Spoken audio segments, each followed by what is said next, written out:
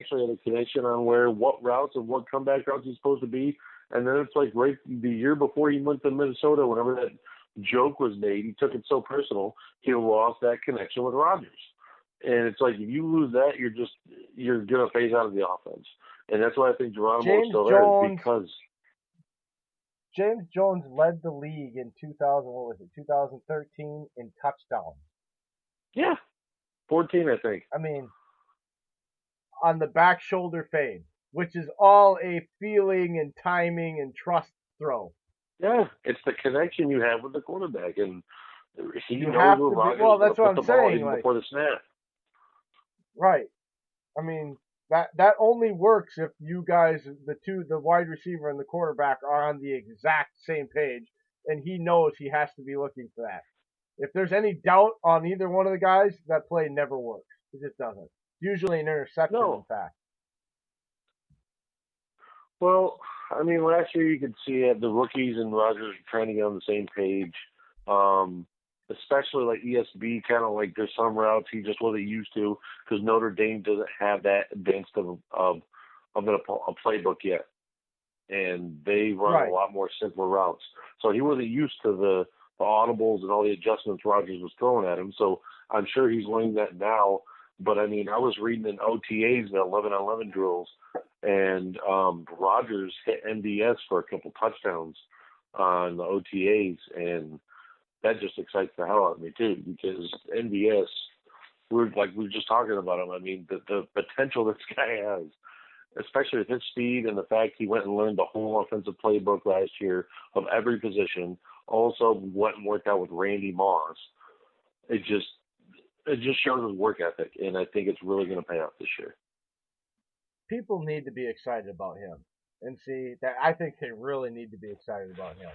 Just, I mean, I think there's every reason to see this guy taking his arrow, if you want to be freaking cliche, his arrow is pointing straight through the damn rough. You know what Yeah, I'm saying? Like, it's and it would I be going out and being crazy, Dave, if I was to say that given all the changes and given all the things we've seen from Aaron Rodgers in the Mike McCarthy offense, I believe that this season the Packers offense will be more explosive than we've seen from the Packers offense since 2011.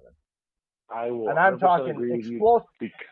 explosive plays would consist of plays 25 yards or more on the Yeah, chunk ground, plays. or 20 yards or more on the ground, or 30 yards or more through the air. I believe this offense, with the personnel that I believe they're going to keep and the way they're going to run things, and Aaron Rodgers just, running the show, it will be more explosive than anything we've seen in the last 8 or 9 seasons from the Packers. Well, if you go look And I at think it, the how Shanahan and LaFleur ran their offense, it's you need a QB with a high IQ. And if you're looking for a QB with a high IQ, you found it. You got the top of the line. it Like also helps Rodgers, if that QB has something to prove. John Elway had something to prove at age 38 and mm-hmm. 39. Okay, Let's I say mean, he had a back two. He had a back two come out in '96. Remember, Terrell Davis was a late round pick. I'm just saying, Dexter Williams, late round pick, zone running scheme. I'm just saying. and that goes with my prediction, which I am not backing off Yep, of. I'm not backing off of any of my I'm on board predictions, with it with guys. you. Like, no, I'm talking about, I'm not backing off my Amos leading with 7 interceptions. I'm not backing off, my Dexter Williams being the leading yards rusher and touchdown getter as a rusher. I'm not backing off any of that stuff that I said earlier. I truly believe that. I'm not backing off the fact that I believe that Rashawn Gary is going to lead the defense in sacks this year and be top two in defensive rookie of the year voting. I'm not backing off any of that stuff because I believe it's going to happen because I just look at this roster and I don't think it's a great roster. I just believe that it's one of those rosters where you look at it and there's enough balance all around and enough depth and in that balance to survive, you know, any lingering seasonal things that happen in the NFL over 17 weeks of the regular season. And again, that doesn't include catastrophic unforeseen injuries that, are season ending, which, because you can't predict that stuff. Don't even mention it. Well, you have to. It's part of the No. truth, man. Don't even mention it. Don't. New Green you just Bay, don't new mention era. names, Get out of this Dave. injury bug. No, because we've always had the injury bug with Well, McCarthy. LaFleur already got it going because he's already Hey. blown his Achilles tendon. So Our coach is tougher than your coach. I'm sorry. The day after he had Achilles tendon repair surgery, he was out throwing the initial pitch for the softball game. And on top of that, he was at OTAs every single day. Yes, he was on a golf cart. Yes, he was on a scooter.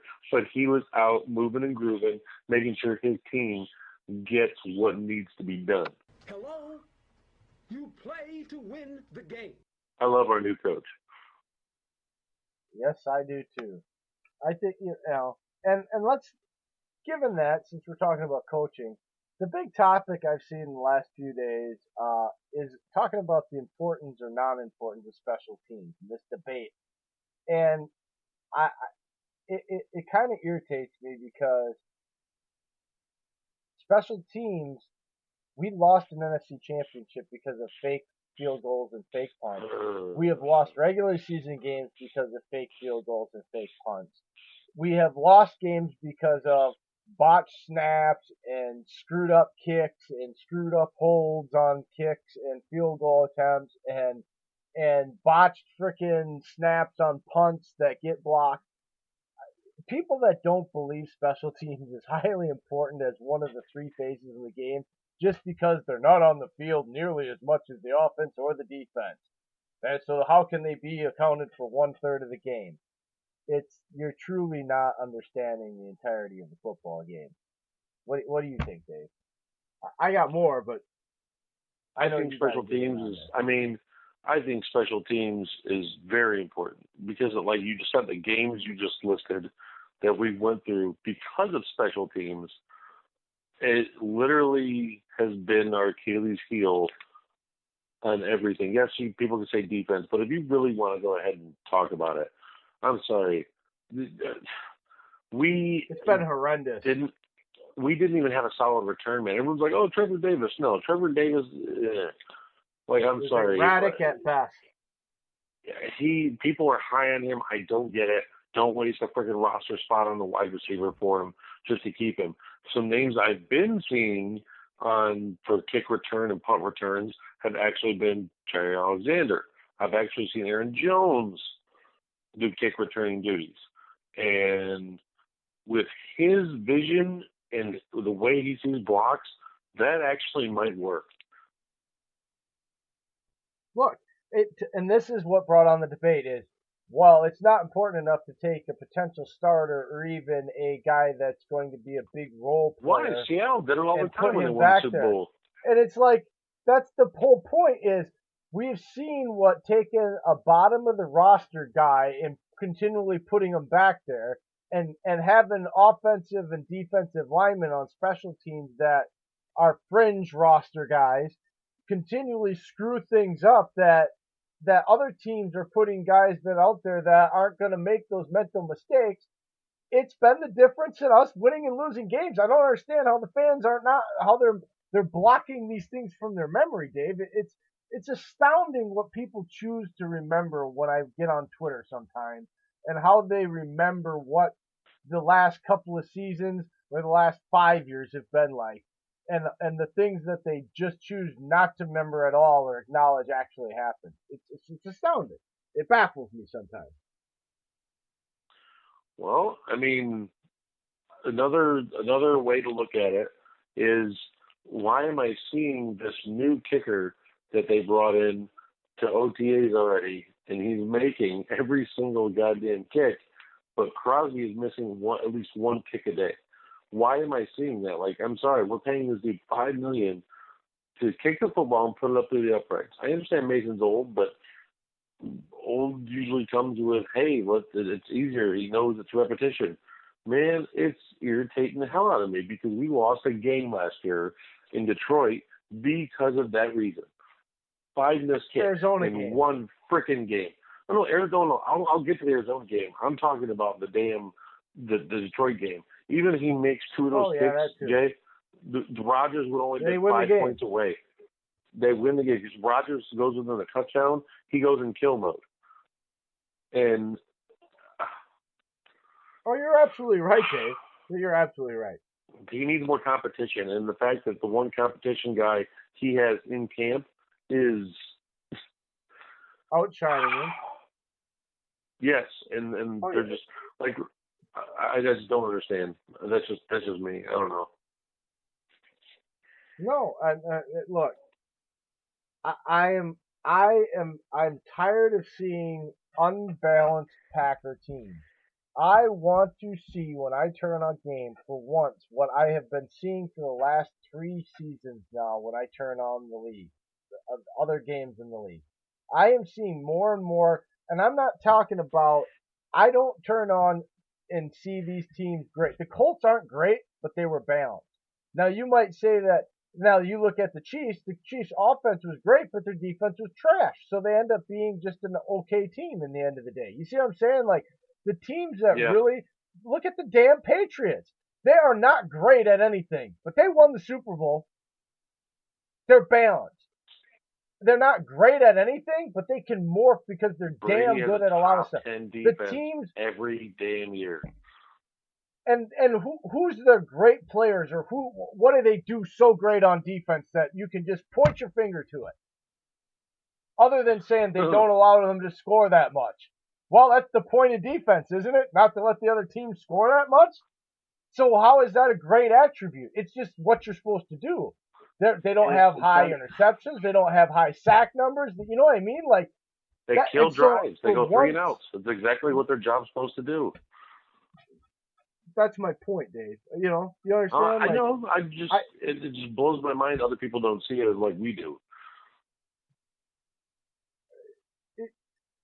We have been, they are so enamored with this fantasy football crap, and Packer fans, and I fell into this for a while too, and it blinds you to the reality of what needs to be done if you really are serious about wanting to see Lombardi trophies come prominently to Green Bay. You've got to stop being enamored with the crap that they're selling you on TV that you can gamble on and all that. Because none of those teams that win, none of those players that are winning your fantasy championships and your FanDuel site money, guess what? None of those guys have any rings or are in the Super Bowl consistently. Mm-hmm. And you go look at the Patriots, they don't have a lot of big names on that defense either. I think Stephon Gilmore was maybe the one guy you think of that can stand out with like top names, and the rest are just B-grade players and C-grade players. Well, the next recognizable guys on that defense, really, you would say would be Mayo, and that really becomes back from his Alabama days, or Ole Miss. I mean, Gerard Mayo's solid, but he's not nothing special. But he's a B-grade player.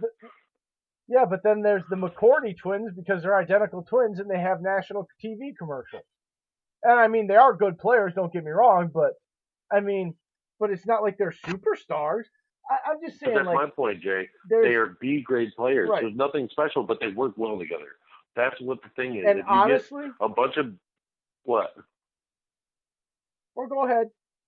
I'll hold my phone. No, I was gonna say if you get a bunch of B-grade players and C-grade players playing together, you get an A unit.